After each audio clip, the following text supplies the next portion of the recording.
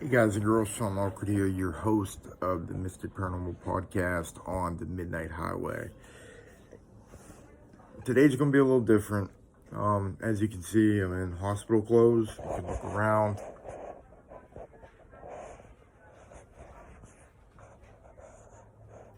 Yeah, I'm in the hospital. I've had many medical conditions, and one of them is right now I'm having a bowel obstruction. Okay, I've had a lot of surgery, so I'm very prone to this kind of thing. But I'm still gonna post a video tonight, like I always do. This one's gonna be a little different. I'm just gonna be telling you a story that happened to me. But I just wanted to show all of you that what I'm going through right now. I had to come in here by ambulance last night because I was having extreme stomach pain. And I do have half of my pancreas missing from surgery. I'm missing my gallbladder. I'm missing my spleen. And previous surgeries, I've actually lost my colon. I've lost my appendix, my rectum. And since the surgery, I've become type 2 diabetic, because half my pancreas was removed. What happened was they had found a cyst on my pancreas, and it kept growing and growing, and they eventually took a sample of it, and it came back that it was precancerous. So my surgeon immediately said, "We got to get that out of you," and I agreed. So they got it out. I went in, I got the surgery, they got it down, got it out, and that was the worst painful recovery I've ever had in my entire life. Very strange, and when you lose all these organs, you feel different. I can't explain it, guys, and I'm sorry if I'm boring you. You could skip ahead to the story, but I don't know. I had a great surgeon. He did a wonderful job.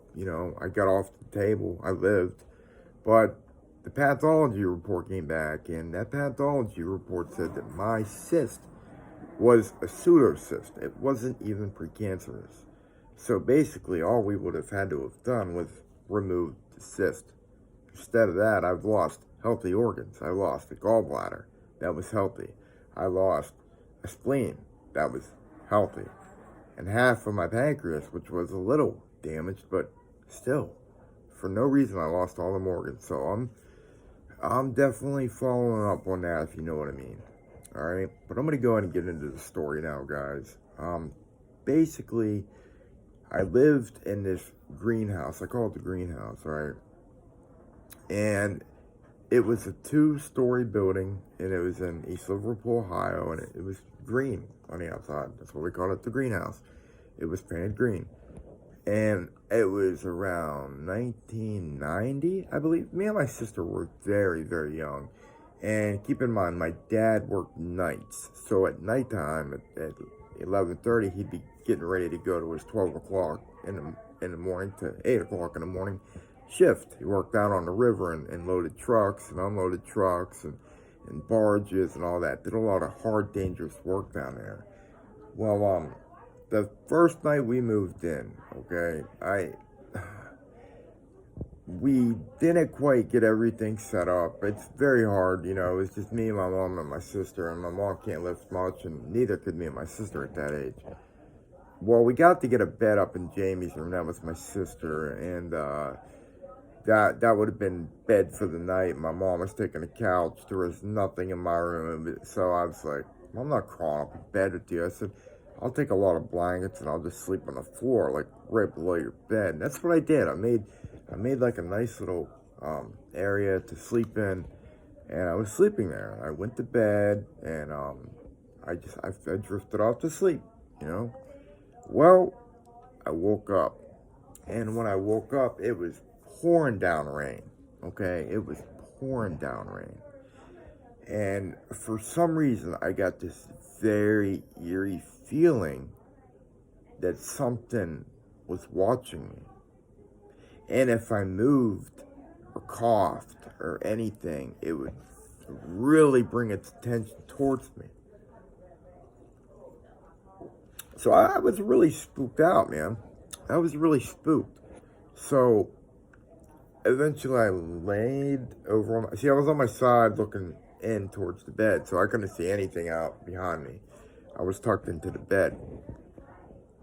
So I slowly rolled myself out. And as I rolled myself out, I heard something drop on the other side of the bedroom. Really scared me, okay? So at this point, my heart's probably 150 beats a minute. I'm spooked.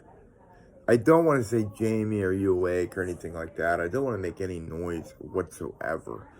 Because I knew if I would have made noise, this thing would have knew where I was. It probably already knew where I was, but it would have came at me. You know what I mean? That's what was going through my mind. That something was going to come at me in a bad way. So I kept hearing stuff over in the corner. And then it stopped. It stopped for about, I don't know, 20 minutes, something like that, about 20 minutes. So I definitely was pretty spooked. I'm sorry, I'm in a hospital and people are coming in. You need a tray or?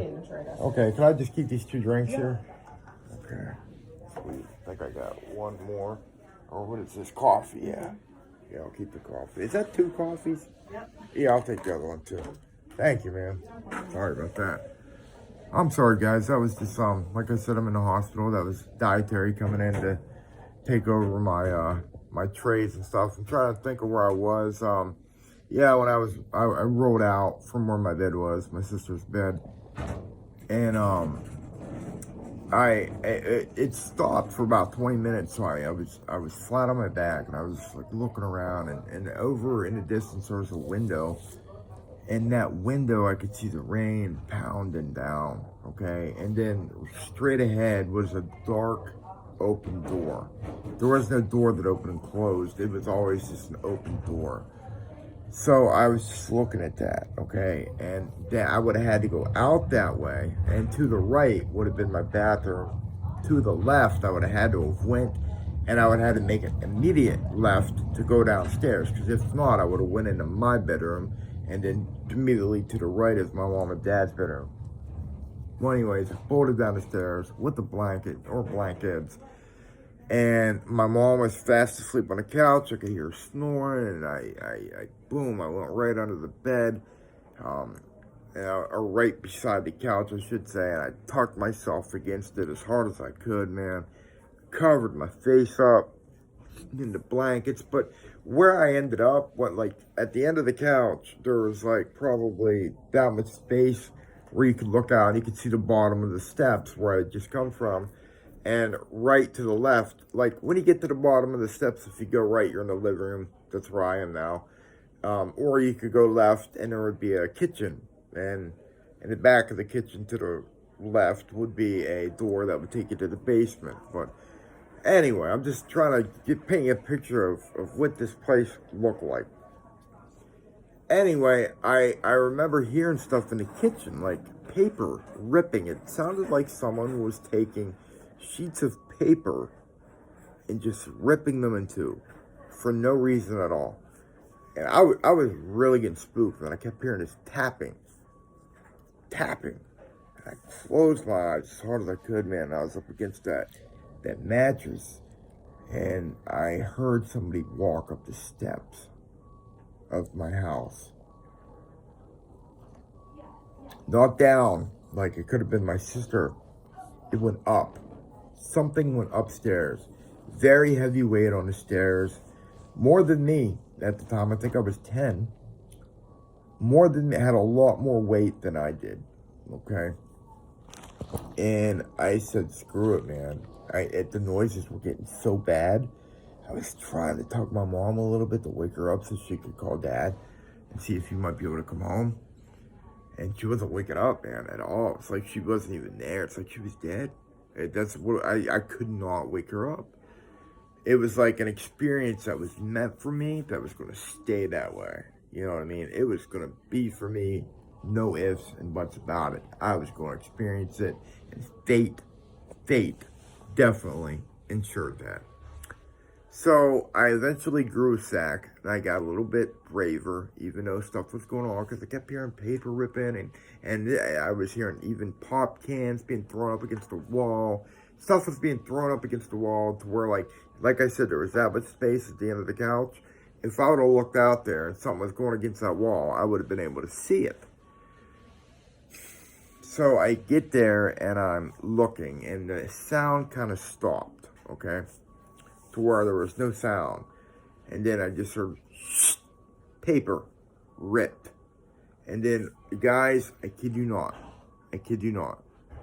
pencil after pencil went flying off of that wall at the bottom of the stairs. The only one upstairs is Jamie. My dad's at work. My mom's right there asleep. And here I am. It's just the four of us. We have no dog. We had to get rid of it and it had to go to the pound, unfortunately, because dogs weren't allowed.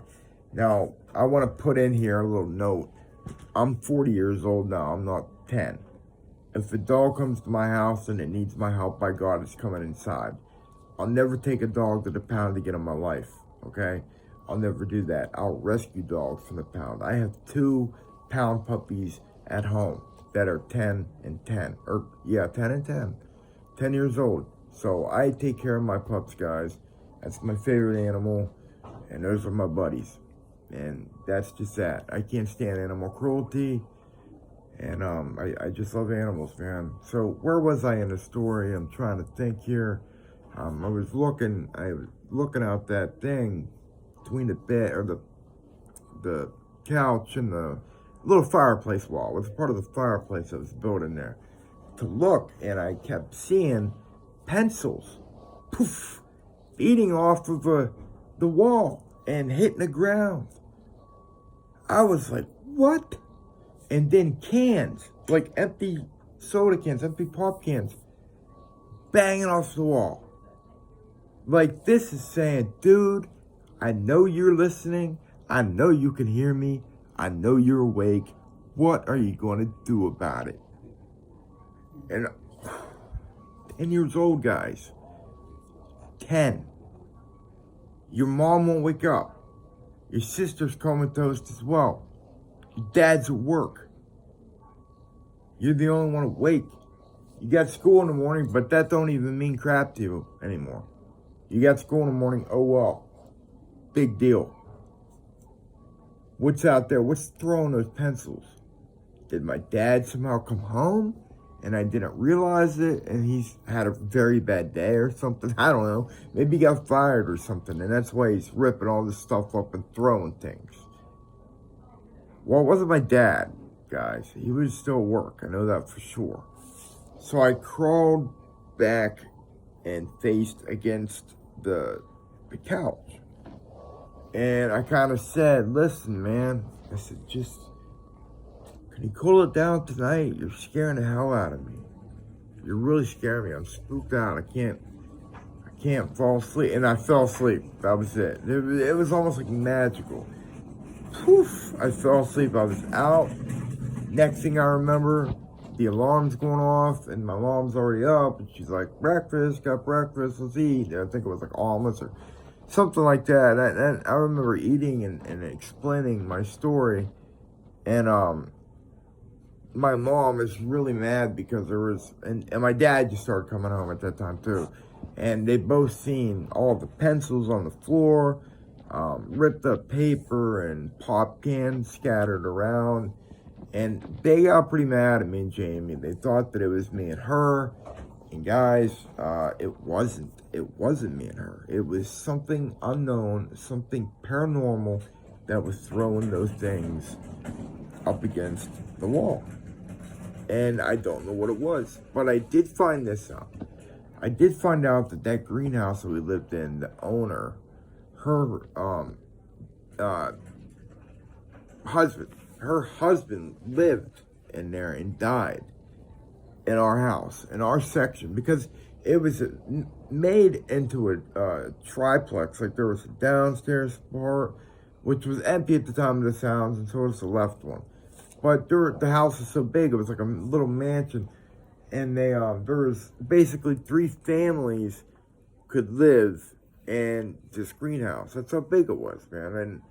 And basically, we did ask for, protection and all that, and it seemed to work for a while, guys. But I'm telling you what, I got a lot more stories to tell you about the greenhouse. This is just like story number one. That house is so haunted. I can't even explain to you how haunted the greenhouse is. And now it's burnt to the ground. One very cold night in January or February a few years ago, back when we were down in the negatives, like it was like -10. I think it got down to -20 here in Ohio at one point, wind chill.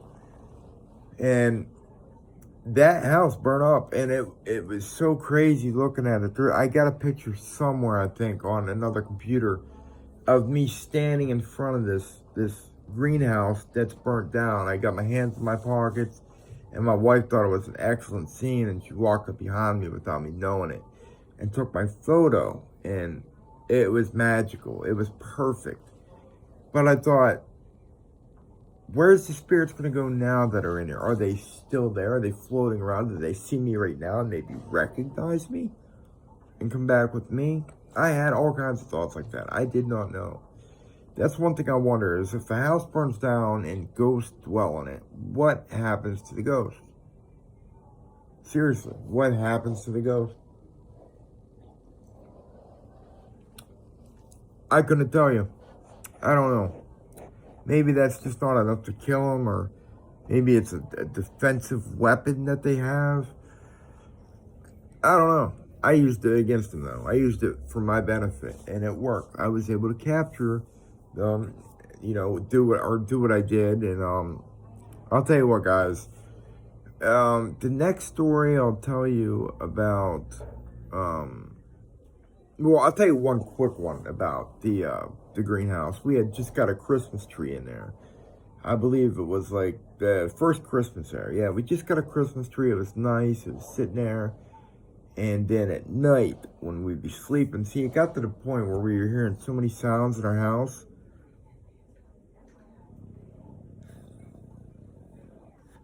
I'm so sorry I had to burp, guys.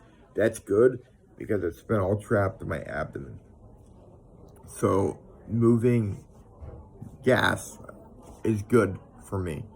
It means good sign. So anyways, the tree was up and it was making this weird sound at night, like something was cracking it. It sounded like something was cracking the branches. So we get up and we turn the lights on, and there's all these different branches that have pine needles on them, cracked, and they're just dangling. Like somebody was doing that. Something big had to do that. It had to crack those branches like that. I mean, it's not a big built person, but I mean, like, spirit-wise, that's probably a lot of work to do, to crack those branches like that, I would say. And that's what happened, guys. That's what happened. So, we all laid in the living room. We had a big old bed on the floor. It was just me and my sister there, and my mom was on a big couch right above us. Very cozy, right in front of a fireplace.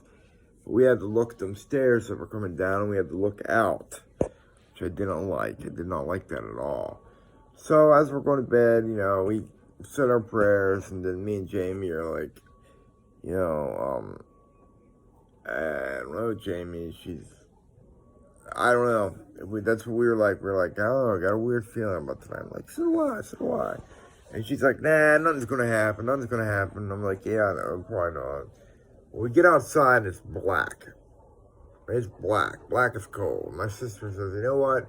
I'm staying here tonight. I was like, okay, cool, man. That's cool. We'll watch movies and stuff in our little cabin back there. That's what I called it, like a little cabin of his house.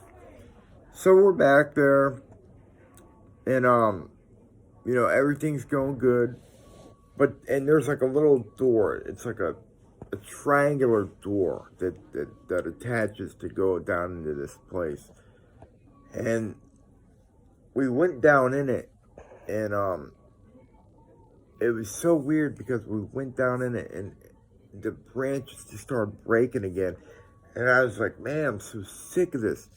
And there was a phone down there, and we called my dad. And we told him the situation. And boom, he zoomed up the street, man. He was only 5 minutes away, and he apparently had no trucks that he was loading at the time, so he had time. I know what it's like. I did security down there, and you get a lot of free time. Like, a lot of people would sleep, including myself and my dad. You could do that at night down there. You could snooze.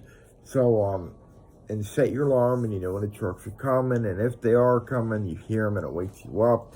Not to mention waking up every hour or less, every few minutes from the train going by.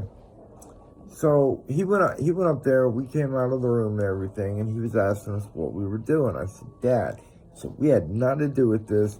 This happened myself. The house did it. I said, the house cracked the branches, and then we started hearing boom. And it was at the furnace. Something was banging on our furnace, and we heard this from the 3rd floor. So my dad's like, what the fuck? What is that? I said, Dad, I have no idea. I said, I don't know what's going on here. I can tell he's a little worried, and he starts walking down the stairs, and my mom wakes up. She's like, Jim, what's going on? Oh, it's all good, Vic. I'm back right now. Kids just wanted me up here for a minute. I'm going to check something out. Kids, come calm us down. And I'm just like, yeah, well, that's what we did, man. I said, I can't help it. I said, I can't help it, man. I said, it just hit me, man. Like, I had to get it. I had to get it. And, I couldn't get it. Like, I could not believe it. So, it was just, it's weird, man. I can't explain it, the paranormal. Basically, in a nutshell, he went down in the basement and corrected it, and he said that there were dents on our furnace, so something was banging it pretty hard. It actually got to the point where something would bang that furnace so hard, you would think it was going to blow up, and my mom would always call my dad up to come fix it, to come look down there. Well, he did, and he said apparently he chased something out that wasn't a human. And he never told me that until years later when I was old enough to hear it. He never told me that. And I said, Dad, what's up? I said, what is it? He's like, I don't know. He's like, son, I don't know what it is. He's like, I know it lives up there in those trees. I was like, you know that? He's like, yep, that's where it goes all the time. I was like, well, is it is it a demon? What? He thought that it was a demon. He thought that it was a demon. He said their faces are nothing you ever want to see again. That's what he said. But guys, I'm going to cut this video now and upload it so you guys have something to listen to. But what do you think about that? What do you think those could have been? Oh, I'm right into God. Oh, sorry about that, guys. The phone rang and it stopped my video. But this is the truth, guys. This is what really happened. This really actually took place. You know, you seen what I said about laying in front of my mom's bed, and then the Christmas tree and the banging on the furnace. Something physically had to be banging there. So the question is, can ghosts or whatever they are, can actually harm you? If they could put a dent in your furnace, pop your balloons, and lift stuff up and make your room look even messier, yes, I believe ghosts can harm you. But anyways, guys, I'm seriously going to get off now. This is Shawn Lonkert, your host of the Mr. Paranormal Podcast. Please remember, if you like this video, subscribe to the channel, okay? Hit that like button, but subscribe to the channel and click that notification bell. You have no idea how much that helps me, guys. Seriously, you have no idea. If I can get to 1,000 subscribers, I'll be going live right here on YouTube at haunted locations and interviewing very good guys with credentials, PhDs, like, you know, Stan Friedman. Sadly, he's dead. I interviewed him. I'm going to pop that show up here, though. James Fox, he's got a new movie coming out, slated for the theater. Could get him on. It's be a talk about UFOs and stuff. Annie Wilder, A Haunted House. Carmen Reed, she was the one that lived through a haunting in Connecticut. She was the mother of that 12-year-old boy that had cancer that lived down where the dead people stayed. that was him. But she had no part of that movie. She is not in that movie, and she don't technically like that movie. So we're gonna take you to the Real Deal house, and hopefully we can get in, or at least get you some good shots or something like that. For that being said, guys, I'm sorry about the video dying right there, but I was gonna end the show, and now I'm really gonna end it, guys. All right, peace.